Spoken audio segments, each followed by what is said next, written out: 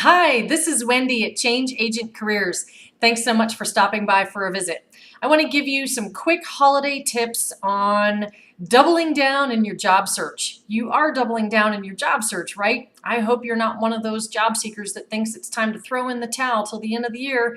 Shoot, you still have 20 some days left. You've got lots of opportunities. In fact, the next 2 weeks are the two busiest weeks out of the entire month where you can really be networking and doubling down in your job search. So I really don't need to go into why. There's so many obvious reasons why this is a great time of year to be doubling down in your job search. So what I'm going to do is I'm going to give you 7 quick tips of what you can do to actually double down. Okay, here we go. Number 1, say yes. Say yes to as many events as you possibly can. Now I know it's already kind of late to be giving you this advice, but it's not too late because there are still invitations. In fact, I was at an event on Saturday night, and I met someone there who I know already, but I hadn't seen him in quite a few months, and he said, "Hey, I didn't invite you to the event I have next weekend. If you're not doing anything Saturday night, even though it's the busiest holiday event night of the year," he said, "I'd love to have you at my event." Well, guess what? I didn't have an event scheduled yet for Saturday night, so guess where I'm going now? And I know this person really well, and he's very well connected, so I said yes.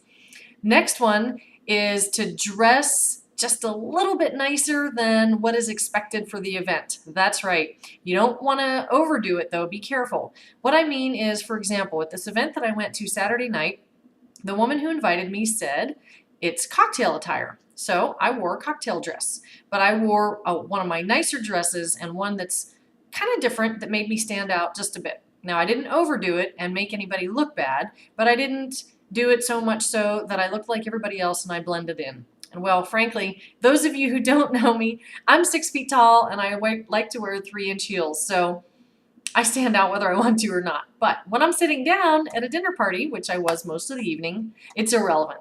But I did stand out because I looked really nice and I dressed just a little bit nicer than was expected. Okay, so next is you want to be magnetic. Now, I know you might be an introvert and you're thinking, oh, well, it's easy for you to say, Wendy, you're an extrovert. Well, you're right and you're wrong. I am a little bit introverted sometimes, and so I tend to be a little bit more subdued when I'm not feeling so extroverted. But even if you are an introvert, you can still have a really magnetic personality. How, pray tell? Well, I'll tell you. Here it comes. You can be magnetic by just having a great time with whoever it is you are talking with and making them feel really comfortable. And you can do that by simply smiling and laughing and having a really good time, because people want to be around people who are laughing and smiling and having a good time. So make sure you're going with the holiday spirit and laughing and smiling and having a good time, even if you are an introvert. Okay, next, make sure you mingle with a lot of people. There's going to be so many people there that you probably don't know, and it's a great opportunity to get to know lots of people. And it's a great way to practice mingling and being magnetic, I should say, and having a good time and smiling and laughing. So how do you do that? Well, that's my next tip. That is to remember to talk about and relate to the people that you're meeting, not so much on a business context, even though it may be a business-related holiday party. Even if it's not a business-related holiday party, or even if it is, make sure you're not just talking about business and you're not asking people what they do. You want to lead with, gosh, what did you do for Thanksgiving? Or where are you from? Or what have you got planned for the holiday season? Or did you put a Christmas tree up yet? Or for our non-Christian holiday revelers, what do they do to celebrate the holiday season? It's the holiday season, so find out what people are doing to celebrate their holidays. And make sure that you aren't getting stuck just talking to the same people. Make sure you're getting through the whole crowd or as much of the crowd as possible and meeting people. Again, this goes back to being magnetic. You're going to have a great time.